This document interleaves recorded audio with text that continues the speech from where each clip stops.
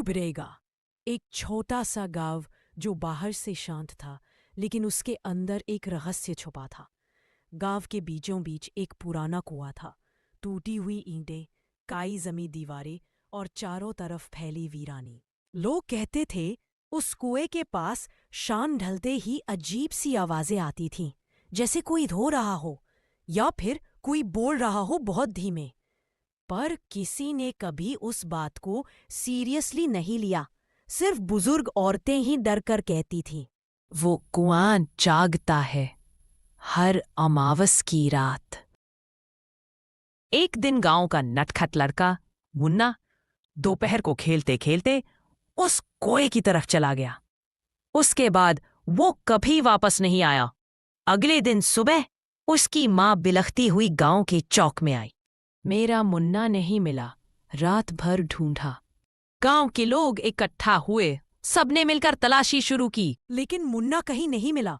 गांव में डर फैल गया। तभी वहां एक बुजुर्ग बाबा आए। मैंने कहा था वो कुआं अब शांति में नहीं है। मुन्ना उस रहस्य में फंस गया है। 3 नौजवान रवि, सुमन और छोटू ने हिम्मत की। उन्होंने ठान लिया कि इस रहस्य का सामना करेंगे। रात को 12 बजे तीनों लड़के कुएं के पास पहुंचे।